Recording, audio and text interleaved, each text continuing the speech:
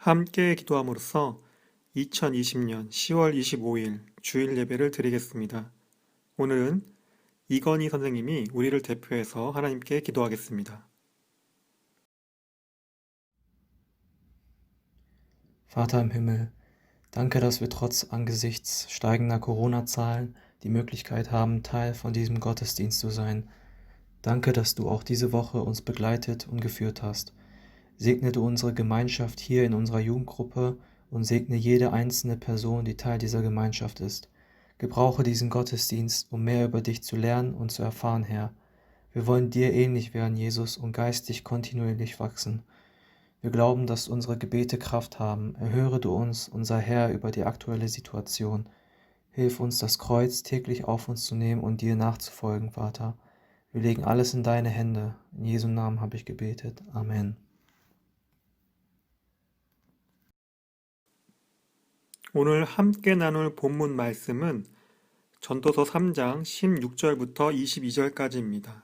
전도서 3장 16절부터 22절까지입니다. 우리 함께 읽겠습니다. 나는 세상에서 또 다른 것을 보았다. 재판하는 곳에 악이 있고 공의가 있어야 할 곳에 악이 있다. 나는 마음속으로 생각하였다. 의인도 악인도 하나님이 심판하실 것이다. 모든 일에는 때가 있고 모든 행위는 심판받을 때가 있기 때문이다. 나는 또 마음속으로 생각하였다. 하나님은 사람이 짐승과 마찬가지라는 것을 깨닫게 하시려고 사람을 시험하신다. 사람에게 닥치는 운명이나 짐승에게 닥치는 운명이 같다. 같은 운명이 둘 다를 기다리고 있다. 하나가 죽듯이 다른 하나도 죽는다. 둘 다 숨을 쉬지 않고는 못 사니 사람이라고 해서 짐승보다 나을 것이 무엇이냐? 모든 것이 헛되다. 둘 다 같은 곳으로 간다. 모두 흙에서 나와서 흙으로 돌아간다. 사람의 영은 위로 올라가고 짐승의 영은 아래 땅으로 내려간다고 하지만 누가 그것을 알겠는가? 그리하여 나는 사람에게는 자기가 하는 일에서 보람을 느끼는 것보다 더 좋은 것은 없다는 것을 알았다. 그것은 곧 그가 받은 목이기 때문이다. 사람이 죽은 다음에 그에게 일어날 일들을 누가 그를 데리고 다니며 보여주겠는가? 아멘.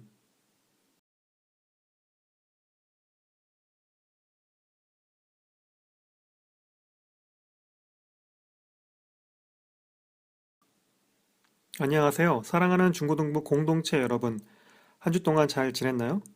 가을 방학도 오늘로써 끝이 나는데 즐거운 가을 방학이었는지 모르겠습니다.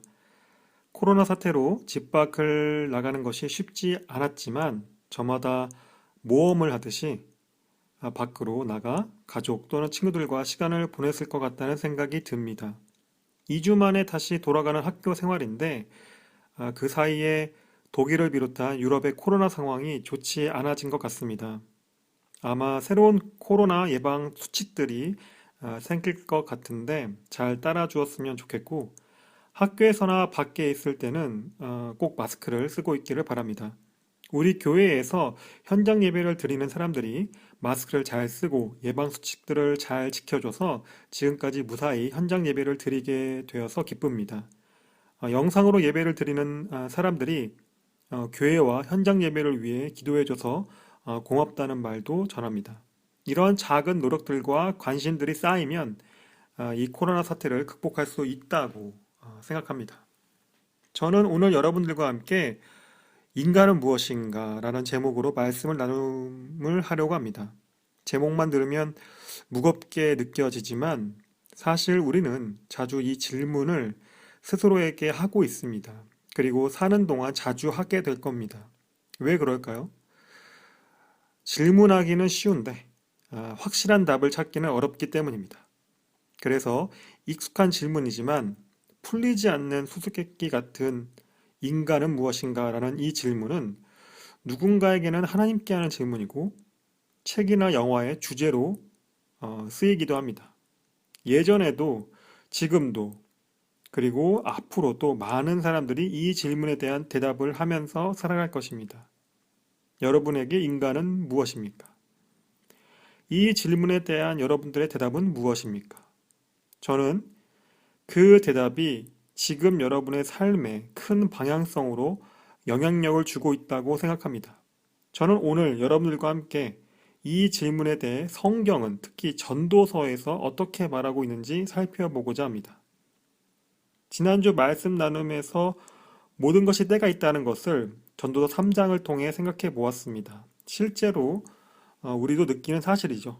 한 주 동안 여러분 스스로 어떤 때에 있는지에 대해 생각해 보았습니까? 가을방학이 2주 전에 시작되었었는데 2주가 지나니까 가을방학이 끝나는 때입니다. 방학의 시작과 끝을 여러분들은 경험하고 있습니다.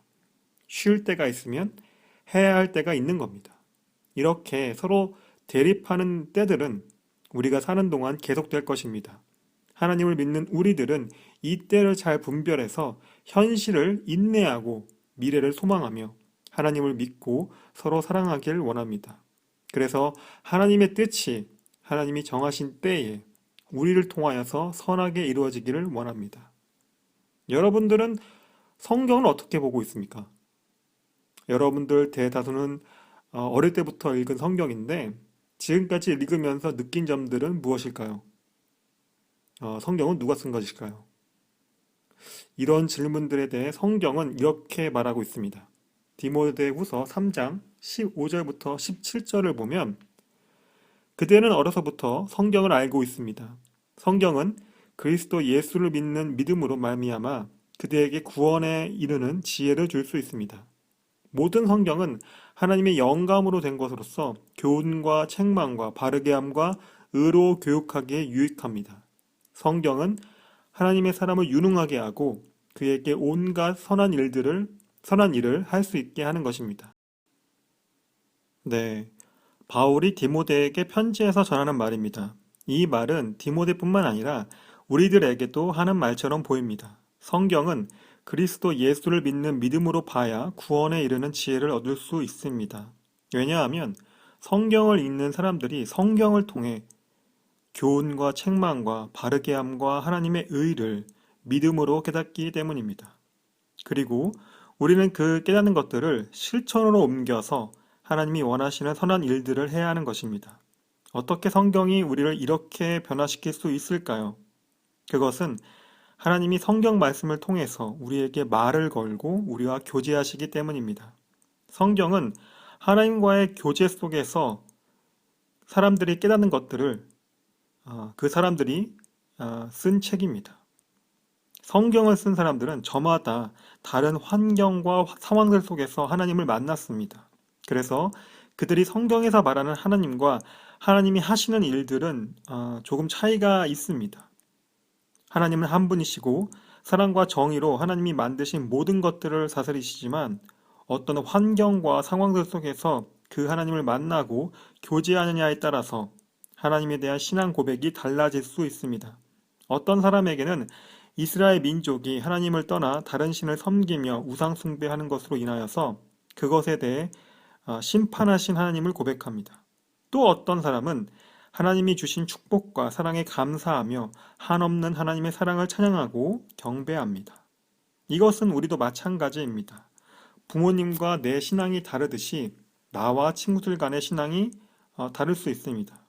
하지만 공통적으로 모두 하나님을 믿고 있습니다. 오늘 함께 읽은 성경 말씀에서도 우리는 성경을 쓴 사람들 간의 생각의 차이가 있다는 것을 알 수 있을 겁니다. 오늘 읽은 말씀 16절과 17절을 보면 나는 세상에서 또 다른 것을 보았다. 재판하는 곳에 악이 있고 공의가 있어야 할 곳에 악이 있다. 나는 마음속으로 생각하였다. 의인도 악인도 하나님이 심판하실 것이다. 모든 일에는 때가 있고 모든 행위는 심판받을 때가 있기 때문이다. 네, 전도서를 쓴 사람은 다윗의 아들 솔로몬으로 알려지고 있습니다. 하지만 솔로몬이 다 쓴 것은 아니고 그 당시와 이후에 몇몇 하나님을 믿는 지혜로운 사람들이 자신의 생각들을 추가해서 완성된 것입니다. 그들 중 한 사람이 죄에 대한 심판을 하는 재판에 악이 있고 법이 지켜져야 할 곳에 악이 있다고 말하고 있습니다. 하나님께서 지으시고 다스리시는 이 세계에서 악이 있다는 것과 그 악이 법이 지켜지고 그 법대로 처리되어야 할 곳에 있다는 사실을 말하고 있습니다. 여러분들이 이 말에 대해서 어떻게 생각합니까? 너무 맞는 말이라서 당연하게 생각하고 있나요? 하나님이 지으신 세계에 악이 있다는 것을, 그리고 그 악을 행하는 것이 하나님이 지은 인간이라는 것에 대해 전도서를 쓴 사람은 인정하고 있습니다. 그리고 그 악과 악을 행하는 사람들이 하나님의 심판을 받을 것을 확신합니다.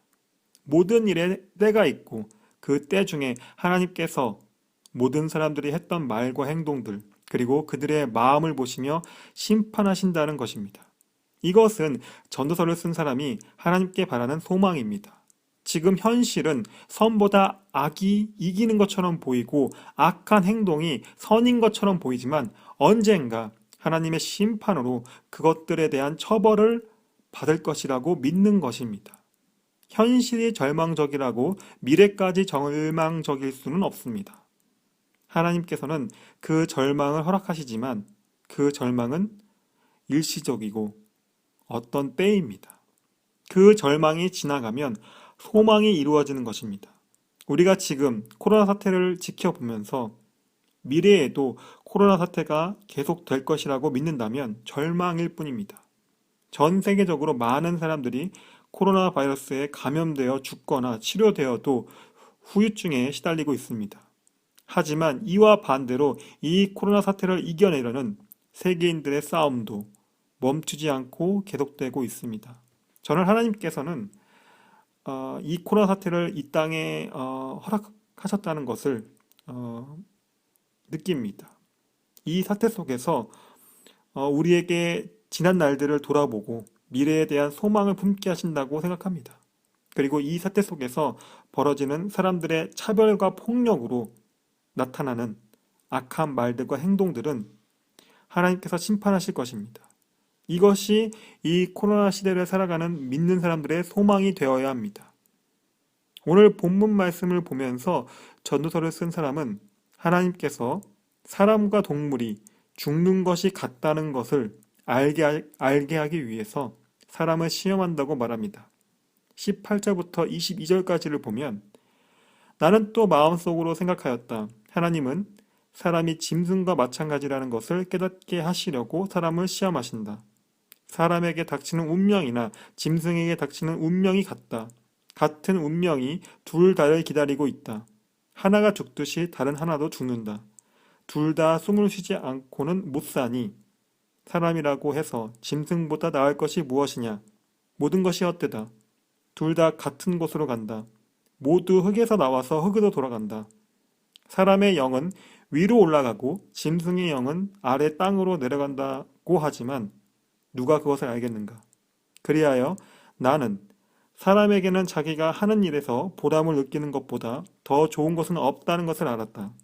그것은 곧 그가 받은 복이기 때문이다.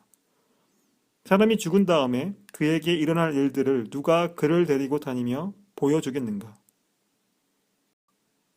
네, 하나님께서 인간을 시험하시는지 안 하시는지는 성경을 쓴 사람들 뿐만 아니라 하나님을 믿는 사람들 중에서도 생각의 차이가 있습니다. 전도서를 쓴 사람의 생각은 하나님께서 인간을 시험하신다고 생각합니다. 그리고 이 시험은 하나님께서 인간을 괴롭히려는 것이 아니라 인간을 지혜롭게 하려고 하는 것입니다. 지혜로워지면 하나님의 축복이 있기 때문입니다. 지혜로워지면 하나님의 마음을 알 수 있기 때문입니다. 지혜로워지면 그 지혜가 우리를 지켜주기 때문입니다. 잠언 4장 5절부터 10절까지를 보면 지혜를 얻고 명철을 얻어라. 내가 친히 하는 말을 잊지 말고 어기지 말아라. 지혜를 버리지 말아라. 그것이 너를 지켜줄 것이다. 지혜를 사랑하여라. 그것이 너를 보호하여 줄 것이다. 지혜가 으뜸이니 지혜를 얻어라. 내가 가진 모든 것을 다 바쳐서라도 명철을 얻어라. 지혜를 소중히 여겨라. 그것이 너를 높일 것이다. 지혜를 가슴에 품어라. 그것이 너를 존귀하게 할 것이다. 그 지혜가 아름다운 화관을 너희의 머리에 씌워주고 영광스러운 왕관을 너에게 씌워줄 것이다. 아이들아 들어라. 내 말을 받아들이면 내가 오래 살 것이다. 네, 지혜로우면 얻는 것이 이렇게 많습니다. 왜 그럴까요? 잠언에서 말하는 지혜는 하나님이 주신 깨달음이기 때문입니다. 이 지혜는 그냥 얻어지는 것이 아닙니다. 어떤 지혜로운 사람이 누군가에게 자신이 깨달은 지혜를 말해준다고 해서 그 말을 들은 사람이 말해준 사람처럼 바로 지혜로워지지 않습니다. 마치 학교에서 과목별로 선생님이 수업 시간에 여러분들에게 가르치지만 그 시간에 배운 것들이 바로바로 머릿속에 들어오지 않고 그 원리가 무엇이고 그 의미가 무엇인지 모르는 것처럼 하나님이 주시는 지혜도 그렇습니다. 하나님께서는 우리의 삶을 통해서 우리에게 지혜를 주십니다. 그래서 하나님이 우리에게 주시는 시험은 재앙이나 절망이 아니라 지혜를 주시고 그 지혜 주심으로 인하여서 우리를 축복하시는 것입니다. 모르면 알 수 없는 하나님의 축복을 아니까 하나님의 축복으로 받아들일 수 있는 것입니다. 오늘 본문 말씀에서 알 수 있는 지혜가 무엇일까요? 19절과 20절을 보면 사람에게 닥치는 운명이나 짐승에게 닥치는 운명이 같은 것입니다. 둘 다 같은 운명이 기다리고 있습니다. 간단하게 말해서 죽음입니다. 숨을 쉬지 않고는 살 수가 없으니 사람이나 짐승이나 죽음 앞에서는 같은 것입니다. 그리고 둘 다 같은 곳으로 갑니다. 모두 흙에서 나와서 흙으로 돌아간다는 것이 전도서를 쓴 사람이 생각하는 지혜입니다. 이렇게 말하면 누구나 다 아는 사실이라고 하면서 이게 무슨 지혜인가 말하거나 생각하는 사람들도 있을 겁니다. 하지만 우리는 아는 것을 잊은 채 살아갈 때가 더 많습니다. 왜냐하면 지금 눈앞에 보이는 현실들에 더 집중하고 그것만 생각하다 보면 죽음, 하나님 나라에 대한 소망 같은 말들이 생각나기가 어렵기 때문입니다. 하지만 지금 이 순간에도 이 세계에 있는 많은 사람들이 죽습니다. 통계를 보니까 1초에 2명, 하루에 16만 명, 해마다 5,900만 명이 죽습니다. 여기에는 여러 가지 이유들이 있을 겁니다. 분명한 것은 죽음이 우리 곁에 있다는 것입니다. 그리고 이것이 우리가 이 땅에 살면서 하나님을 믿고 의지하며 우리 스스로 겸손해질 수 있는 이유입니다. 이것이 지혜입니다. 저는 중학교 때 처음으로 죽음에 대해 생각해 보았습니다. 제가 예전에도 여러분들에게 말했지만 함께 교회에서 임원으로 활동했던 제 친구가 불의의 사고로 하나님의 부름을 받았습니다. 주일에 교회에서 만났던 친구를 그 주에 병원에서 사진으로 만났습니다. 그리고 다음 주에부터 그 친구는 교회에 나타나지 않았습니다. 저는 쓸데없이 기억력이 좋아서 그 친구와 함께 지냈던 일들이 아직도 생각이 납니다. 여전히 서로 중학생인 채로 그 기억들은 남아 있습니다. 고등학교 때도 비슷한 일이 있었습니다. 이번에는 학교에서 함께 방송국에서 활동했던 친구가 역시 불의의 사고를 당했습니다. 소식을 듣고 병원 중환자실에 눈을 감고 누워있는 모습으로 만났습니다. 이틀 전에는 서로 학교에서 보았었습니다. 저는 학창 시절 때 아주 내성적인 학생이었습니다. 지금은 덜하지만 내성적입니다. 지난번에 유진이가 제게 MBTI 검사를 해보라고 해서 오랜만에 했는데 여전히 변하지 않는 알파벳들이 있었습니다. 중환자실에 누워있던 그 친구는 이런 내성적인 저에게 말을 걸어주고 친절하게 대해줬습니다. 저도 그 친구에게는 마음을 열고 편하게 대화했었습니다. 누워있는 그 친구를 보면서 제발 죽지 말고 살아달라고 다시 나와 대화하자고 말했습니다. 이 친구가 머리를 크게 다쳐서 머리가 붓고 붕대를 감고 있었습니다. 제 말을 들은 친구가 눈을 감은 상태에서 눈물을 흘렸습니다. 옆에서 누군가 그랬습니다. 지금 말을 할 수 없는 상황이지만 말은 알아들을 수 있다고. 눈을 감은 채 눈물을 흘리는 그 친구의 모습을 아직도 잘 기억하고 있습니다. 그렇게 10분 정도 있다가 중환자실에서 나왔고 며칠 뒤에 그 친구는 하나님의 부름을 받았습니다.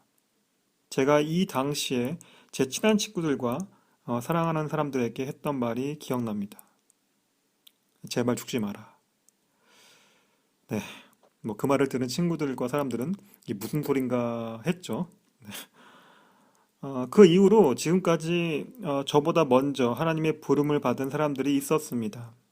한 사람 한 사람 제가 이름을 기억하고 있고 또 그 사람과 함께 했던 시간들을 기억하고 있습니다. 만나서 즐겁게 대화하고 또 놀 때도 있었지만 지금은 이렇게 기억만 해야 할 때입니다. 언젠가는 다시 만날 수도 있겠다는 소망이 있습니다. 저도 기다리고 있고 그들도 기다리고 있는 거죠.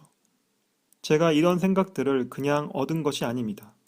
여러분 나이 때 일찍 경험했던 죽음에 대한 생각들, 그리고 하나님께 그 생각들을 말하면서 고민했던 시간들, 그것들이 다 모여서 어떤 지혜가 된 것입니다. 지혜는 우리가 어떤 일이나 상황들을 온전하게 겪고 그것들을 지나왔을 때 얻게 됩니다. 마음이 약하거나 눈앞의 현실이나 상황들을 지나치거나 외면한다면 지혜를 얻을 수가 없습니다. 오히려 두려움과 공포를 얻겠죠. 죽음에 대한 생각들이 지혜가 되었을 때 저는 하나님과의 교제는 더욱 깊어졌고 사는 것에 대한 감사와 겸손을 갖게 되었습니다. 너무나 당연한 사실이지만 항상 잊지 않고 있습니다. 오늘 말씀 나눔을 정리하겠습니다. 봄에 나무에 나뭇잎이 생기고 여름에 자라며 가을에 떨어지면 겨울에 나무에 남은 것은 아무것도 없습니다. 하나님께서는 이 단순하지만 강력한 질서를 우리에게 알리십니다. 그리고 전도서를 쓴 사람은 이것을 깨닫고 우리가 지금 하고 있는 일들에 대해서 보람을 느끼고 감사하라고 말합니다. 우리가 무엇을 하고 있다는 것과 그것으로 우리가 얻는 것이 있다면 그것만큼 좋은 것이 없다고 말합니다. 죽으면 우리가 하고 싶은 것들을 할 수 없기 때문입니다. 이것이 인간입니다. 하나님이 있는지 없는지에 대한 대화보다 누구에게나 죽음이 찾아온다는 것에 대한 사실은 우리가 하나님을 인정하고 하나님이 우리에게 주신 하루와 삶에 대해서 감사하게 합니다. 가을에서 겨울로 넘어가는 길목에 있는 지금 이 순간, 이 계절의 변화 속에서 하나님의 질서를 깨닫고 우리가 지금 있는 자리에서 늘 하나님께 감사하는 기도를 했으면 좋겠습니다. 지금 이 시간 우리 함께 기도하겠습니다. 소리내어 기도해도 좋고 조용히 기도해도 좋습니다. 오늘 함께 들은 말씀들을 생각하면서 우리에게 주어진 삶에 대해 감사하는 기도를 합시다. 우리의 가족들, 우리의 친구들, 그리고 우리가 다니는 학교와 우리가 훈련하는 축구장, 우리가 함께 예배드리는 교회, 이 모든 것들이 하나님께서 우리에게 허락하신 것들입니다.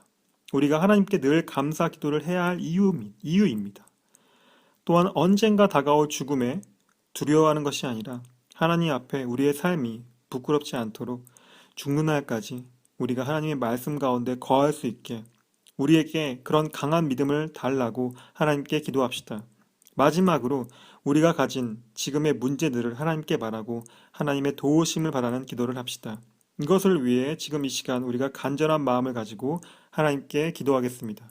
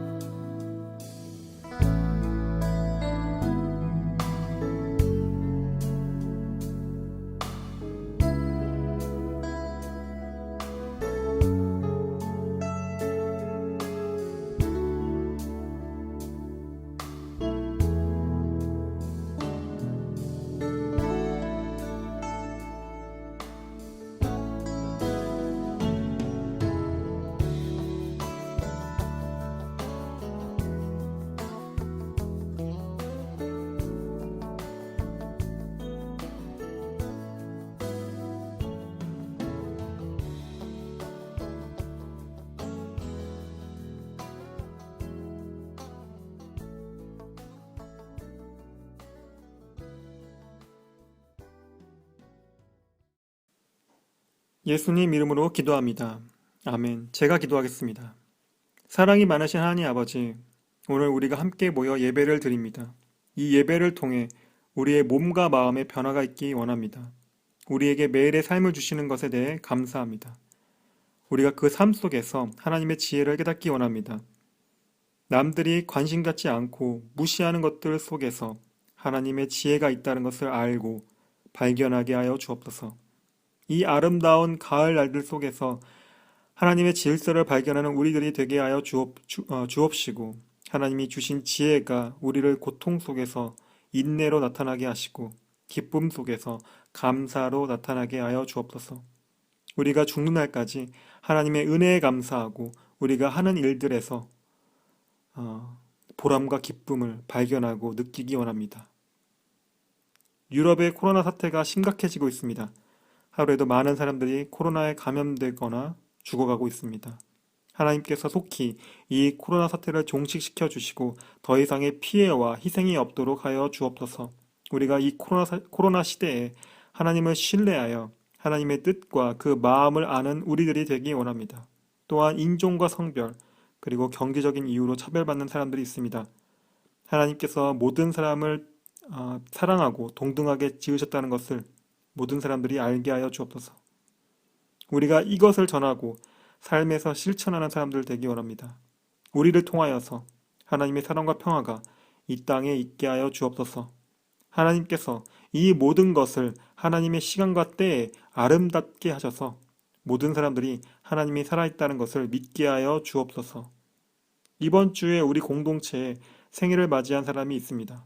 우리 찬주를 축복합니다. 어릴 때부터 하나님을 믿고 지금까지 잘 성장하고 있습니다.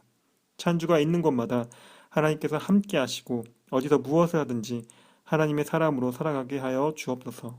찬주를 우리에게 보내주시고 교제하게 하시니 감사합니다. 늘 건강하고 행복한 날들이 찬주에게 있게 하시고 더욱 아름답게 성장할 수 있도록 지켜주옵소서. 새로운 한 주가 시작되었습니다.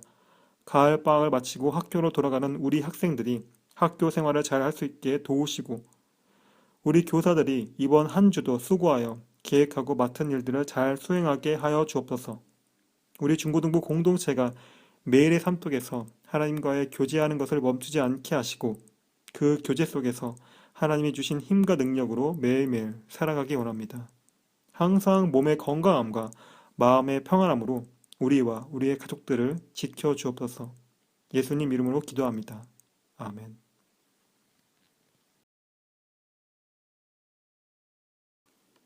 함께 주기도문 함으로써 오늘 예배를 마치겠습니다. 하늘에 계신 우리 아버지여, 이름이 거룩히 여김을 받으시오며 나라가 임하옵시며 뜻이 하늘에서 이룬 것 같이 땅에서도 이루어지이다. 오늘 우리에게 일용할 양식을 주시옵고 우리가 우리에게 죄 지은 자를 사하여 준 것 같이 우리 죄를 사하여 주시옵고 우리를 시험에 들게 하지 마시옵고 다만 악에서 구하옵소서. 나라와 권세와 영광이 아버지께 영원히 쌓옵나이다. 아멘.